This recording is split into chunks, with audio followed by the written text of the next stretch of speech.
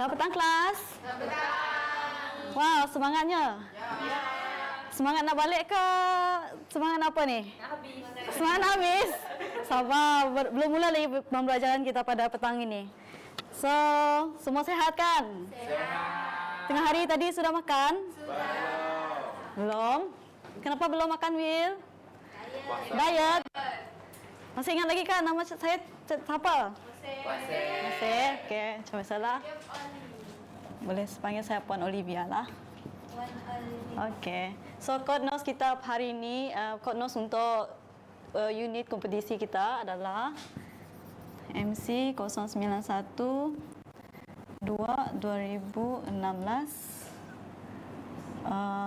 C kita ambil daripada C01.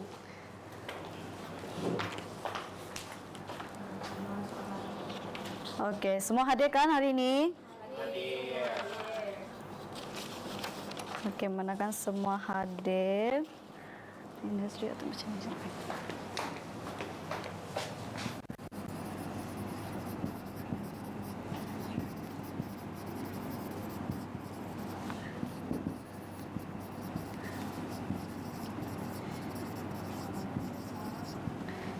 Okey, tahap 2.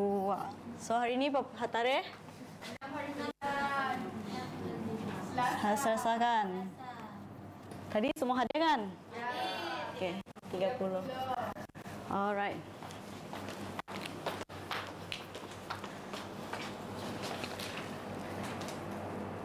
So, sebelum cikgu nak mulakan pembelajaran dan pengajaran kita pada petang ini, cikgu nak tekankan aspek keselamatan kamu orang ataupun tengok dekat sekeliling ada sampah tidak? Ada kan? Ada, cikgu. So, yang paling penting adalah handphone lah. Cikgu tak nak kamu orang bermain handphone semasa cikgu mengajar. Sebab yang ini nanti di akhir tu kita akan buat quiz. Okay? Boleh. Right.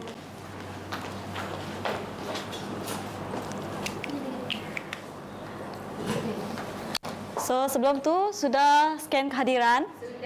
Sudah. Okey. So, tajuk pembelajaran kita hari ini adalah proses pembangunan lukisan isometri.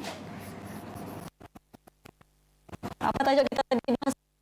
Proses pembangunan lukisan isometri.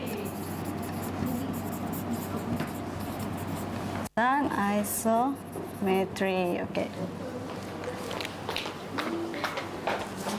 Okey, sebelum cikgu explain lebih mendalam, saya nak kamu orang tengok video ni dengan baiklah. Okey. Sekejap. Sorry ya, laptop cikgu lagging. Apa cikgu? Apa cikgu? Apa beda? Alright, let's talk about isometric drawing. The secret sauce behind those cool 3D looking sketches you see everywhere. If you're thinking, whoa, I can't draw 3D, don't worry. Today I'll show you how to get started, and it's way easier than you think. First up, Okey, untuk video ini dia bukan hanya melukis satu objek, tetapi lukisan isometri boleh dilukis oleh arkitek untuk membuat pelan rumah lah. Okey? Faham? even is isometric drawing.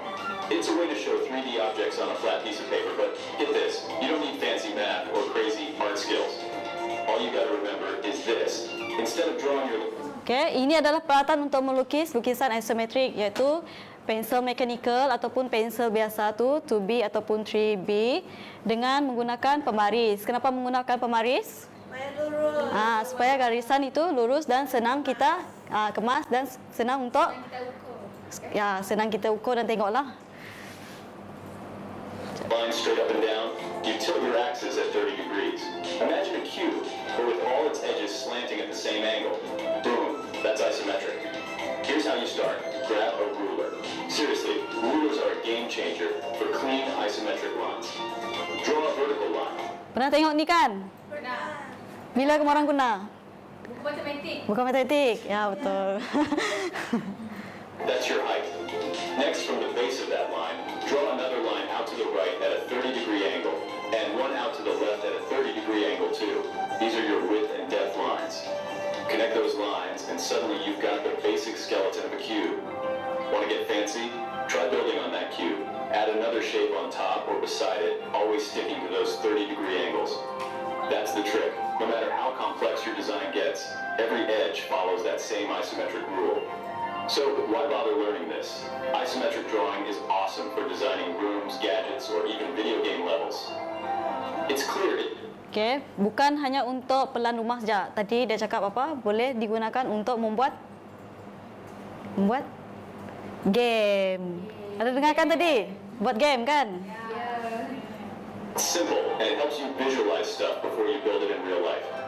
If you mess up, don't sweat it. Grab an eraser and try again. Trust me, I've drawn more lopsided cubes than I can count. With a little practice, you'll be sketching isometric masterpieces before you know it. Give it a shot, and let me know how your first isometric drawing turns out. Okey, semua faham tentang video tersebut? Faham ah? Okey. Kejap. Okey. So, tujuan pembelajaran kita hari ini ada 3. Yang pertama adalah menerangkan pengenalan lukisan asimetrik. Yang kedua apa?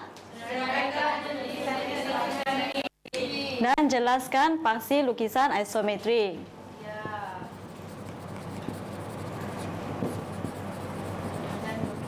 So, apa yang kamu orang faham tentang lukisan asimetrik dekat video tadi? Lukisan yang digunakan untuk buat pelan rumah. Lukisan pelan bangunan. Untuk game. Untuk game, betul. Dan apakah peralatan yang digunakan untuk melukis pemaris selain daripada pemaris? Jangka lukis. Ya, betul. Apa tadi Linda ulang balik? Pemaris segi? 3, betul. Apa kegunaan pemaris segitiga tersebut? Untuk faksi dan kita tengok dia punya sudut. Jelaskan.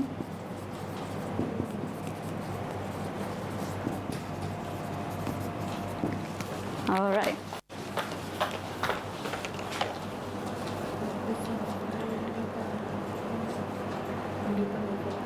Okey. Boleh kita mula kelas sekarang? Boleh ha? Oh, gila. Okey, pengenalan lukisan isometrik. Boleh seorang baca? Nina, tolong baca yang pertama. Sorry. Aduh. Lukisan pictorial atau lukisan menggambar yang dapat memberi maklumat dan gambaran objek dengan lebih jelas. Okey, maksudnya sini lukisan pictorial ini adalah memberi gambaran objek dan bentuk 3D lah, iaitu lukisan oblik. Lukisan isometrik dengan lukisan dengan lukisan perspektif,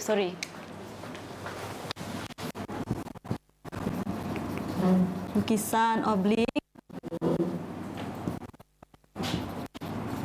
isometrik dengan lukisan perspektif.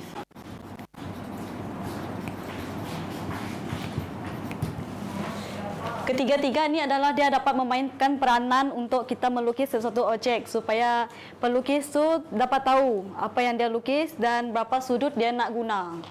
Okay, contohnya macam lukisan oblik ni, dia menggunakan bersudut, ada 3 sudut iaitu 30 degree, 45 degree dengan 60 degree. Okay. Kalau lukisan isometrik ni pula, dia menggunakan sudut 30 dan 60, satu lagi 180 degree. Okay. Dan seterusnya adalah yang kedua, bentuk sesuatu objek dalam 3 dimensi atau pandangan lain. Maksudnya dekat sini kita nak tengok objek tu daripada pandangan atas, pandangan sisi dengan pandangan hadapan objek. Dia contohnya macam ni lah dia punya tu gambaran dia. Sini adalah pandangan atas. Sini pandangan hadapan dan sini adalah pandangan sisi. Kalau dekat sini dia adalah objek yang merujuk kepada tiga pandangan ini. Okey, boleh faham? Faham. Ya.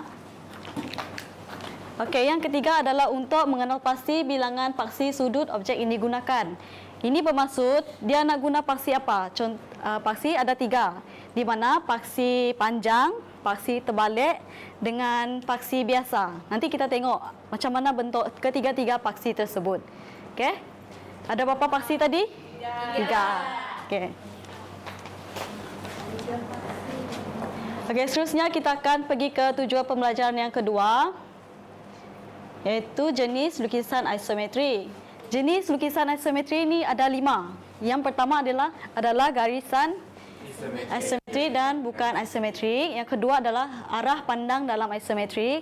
Yang ketiga, bulatan dalam isometri. Yang keempat adalah lengkung dalam isometri. Dan yang terakhir adalah sudut dalam isometri. Ada berapa?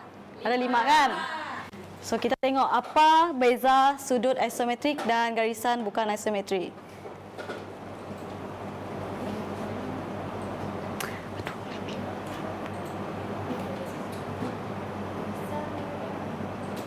Okey. Garisan asimetrik ni seperti yang saya cakap tadilah, dia ada pandangan atas, hadapan dan sisi. Di mana garisan kedudukan selari dengan paksi asimetrik. Contohnya pandangan atas, hadapan dan sisi ni dia punya objek tu mesti selari. Baru kita dapat tengok sama ada dia dapat tengok dari arah tinggi ataupun arah rendah. Okey. Kalau garisan bukan isometri pula, contohnya dekat sini, permukaan oblik. Ini adalah dinamakan permukaan oblik, di mana kita dapat tengok dari arah rendah, arah pandangan rendah. Contohnya area segitiga sinilah, A dengan C. Itu adalah garisan bukan isometri. Okey, boleh faham antara dua tu?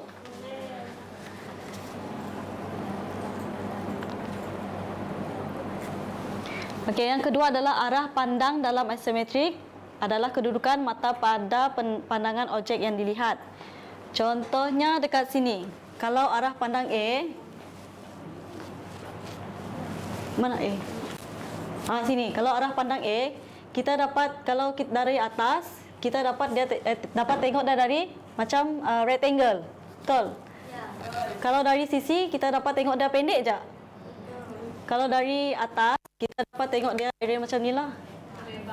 Lebar sikit. Itu adalah dinamakan arah pandang dalam isometrik dan kedudukan mata pandangan objek lah. Kalau sini pula, dia arah pandang yang rendah. Sebab apa?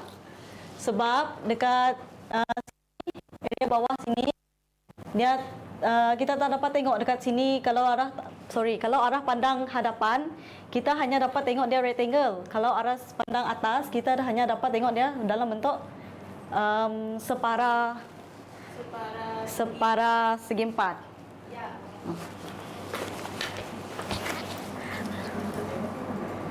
Okey, kalau bulatan dalam asimetri pula, kaedah 4 pusat dan kaedah koordinat yang digunakan untuk melukis bulatan isometri. Kalau arah yang A ni merujuk kepada ketinggian pada objek dan kelebaran objek. So kalau kita nak melukis bulatan dalam asimetri, kita akan melukis paksi macam ni dulu. Baru kita dapat tengok seberapa besar bulatan tersebut. Okey?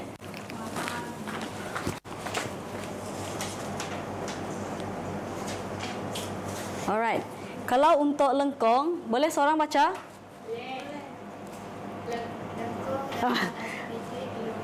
Ikut kaedah koordinat.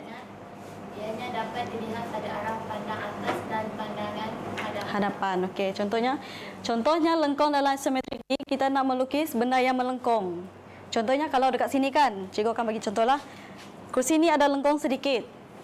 So kalau kita nak melukis lengkung dalam asimetrik, kita mesti menggunakan arah pandang macam ni. Dia ada bentuk shield sedikit.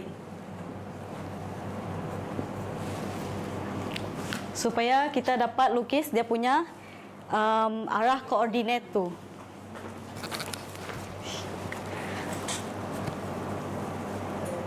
Okey, yang terakhir adalah sudut dalam asimetri. Sudut dalam asimetri ni adalah pada pandangan sinilah W, X, Y, W, X, Y dan Z. Kalau yang V tu adalah arah kalau yang V tu ini adalah merujuk kepada lukisan ortografik. Kalau yang X, Z, W, Y adalah arah pandang isometrik sebab ianya pandang kita boleh tengok daripada pandangan aras tinggi. Kalau kita tengok dari pandangan sisi juga pula pandangan hadapan. Dia berbentuk macam ni kan?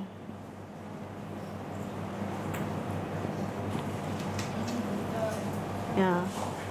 Kalau sisi kita dapat tengok dia lurus saja. Kita tak dapat tengok dia punya V shape ni. Okey? Boleh? Boleh. Alright. Ada soalan untuk yang ni? Ada yang kurang faham? Tidak. Jujur je, ada yang kurang faham? Tiada? Okey. Alright. Okey, seterusnya kita pergi ke paksi isometri.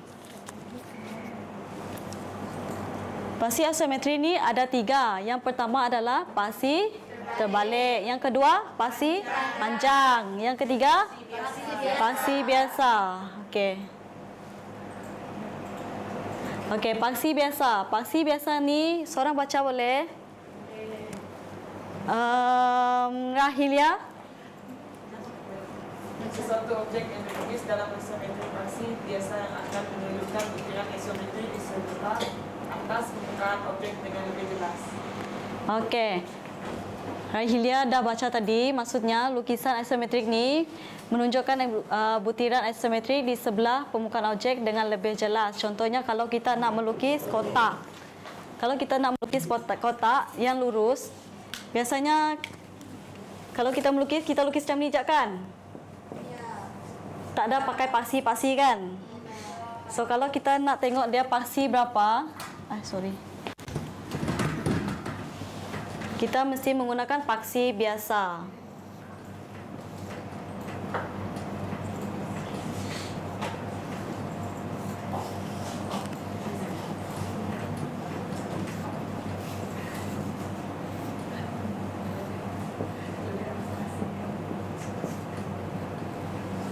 Aduh. Okey, kita mesti menggunakan paksi biasa dan bersudut 30 darjah.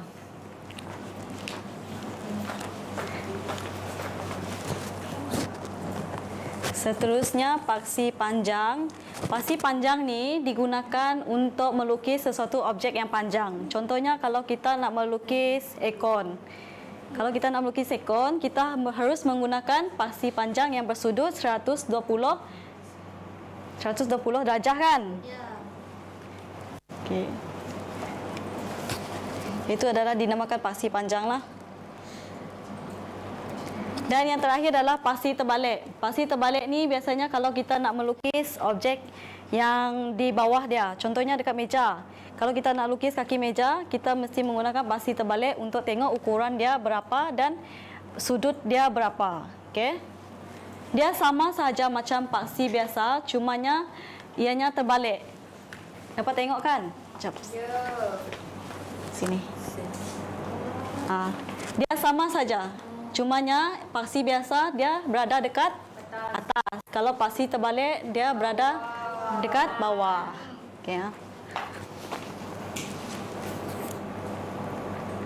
Ada soalan setakat ni? Tidak ada.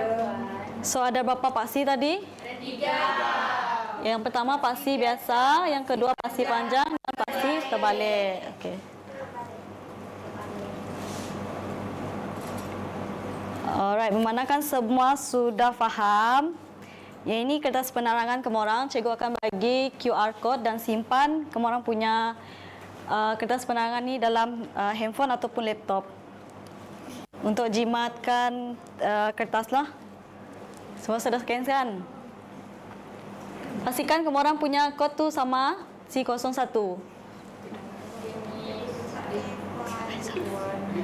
Alright. Semua sudah sedia untuk jawab kuis? Semangat. Okay, kita akan pergi ke kuis. Puan. Sabar sabar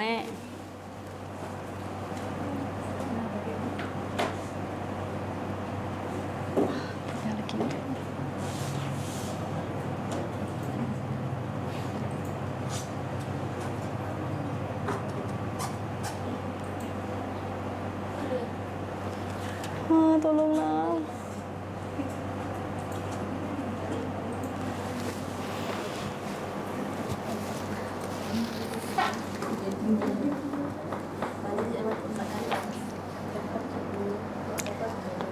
Sekejap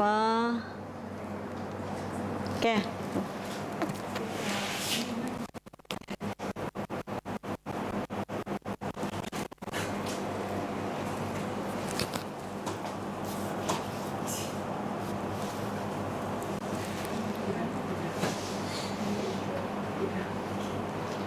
Okey, sudah kan? Baik. Boleh kita start sekarang?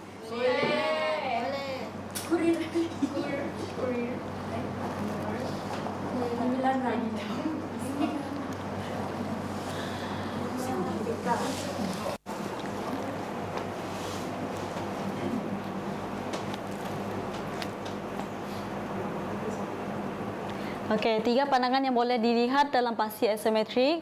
Hadapan, pandangan pelan dan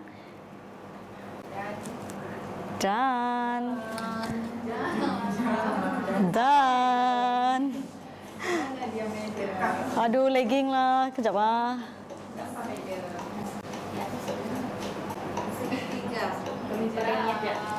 Sudah?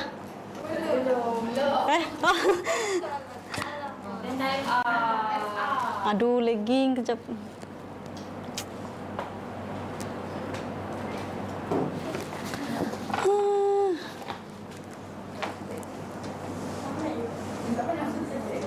Siapa dapat sempat tu? Next jap, sorry. Kejap.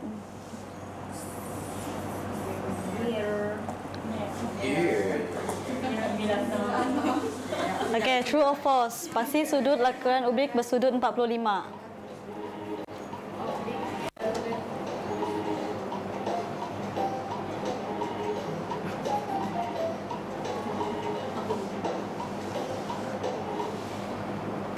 Okey, betul. Siapa yang dapat? Oh, Miss Aurora. Okay, next question. Lukisan asimetrik adalah lakaran pictorial yang menunjukkan sesuatu pandangan objek.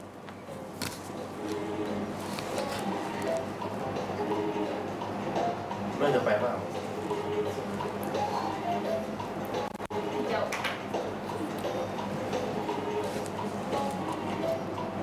Lima, 4, okay.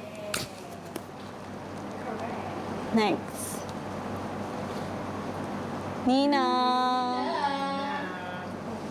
Okay, next question. Lakaran asimetrik menggabungkan pandangan objek dari pandangan apa yang tadi? Ada cikgu keterangkan. 9, 8. Oh, cepat. Cepatnya. Oh, mengejar. Okay, last question. Di antara berikut, nyatakan 3 jenis spasi asimetrik. Yang ni kita baru-baru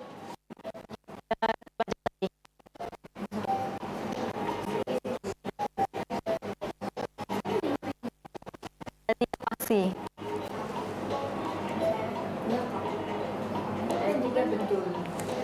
3 betul.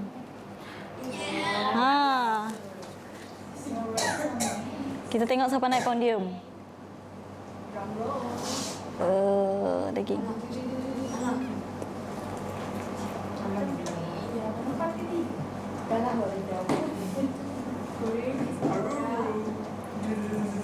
Siapa ni? Siapa yang dapat? Nil. Nanti klaim hadiah dekat saya. Saya ya. Kamu Oh. Kacau. Ini dari Rizwana.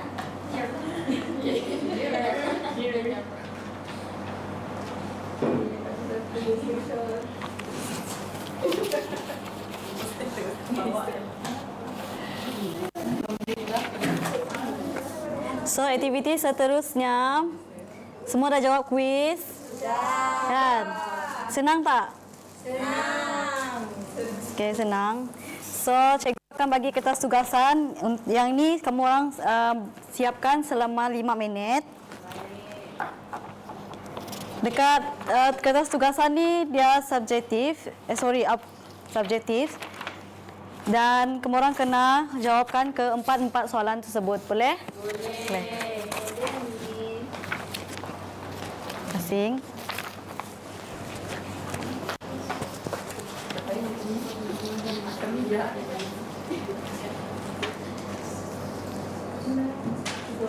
Okey. Ringkas, sorry.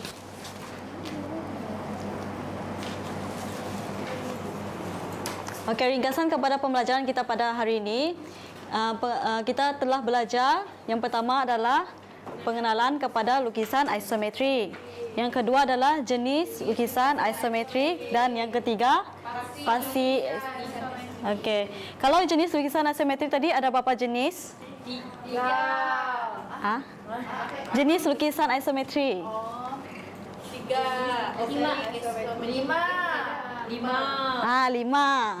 5. Yang pertama adalah garisan isometrik dan garisan bukan isometrik. Yang kedua arah pandang isometrik. Dan yang keempat bulatan dalam isometrik. Dan yang kelima adalah lengkung. Ya, betul. Okey, yang ketiga adalah jelaskan pasi lukisan isometrik. Ini berapa paksi? 3 paksi. Pasi yang pertama? Pasi yang kedua? Pasi yang ketiga? Okey, panjang. Yang pasi biasa dengan pasi terbalik sama tidak? Sama. Atas dengan bawah. Cuma dia sama, cuma beza atas dan bawah, iaitu pasi pasi biasa di atas, pasi terbalik di bawah. Okey, baik.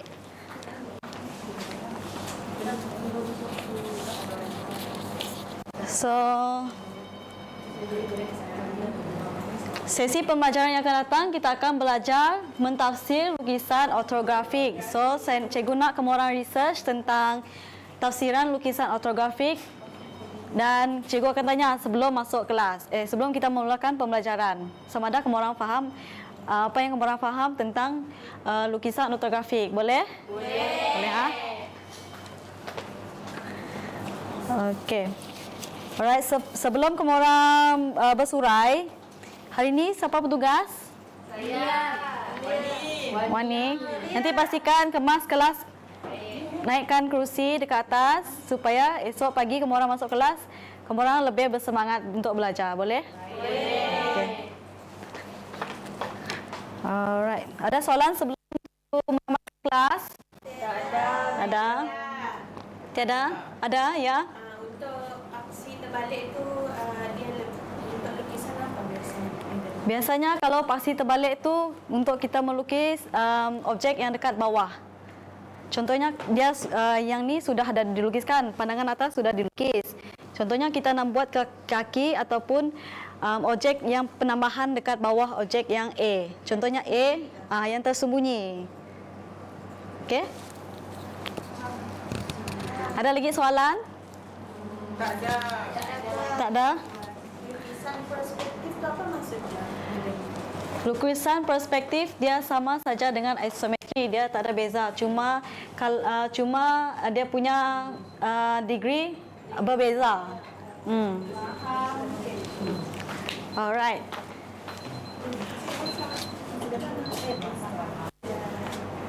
So, tiada lagi soalan? Tiada. Okey, dengan ini saya menangguhkan kelas next week pada hari Selasa. Okey? Alright, terima kasih.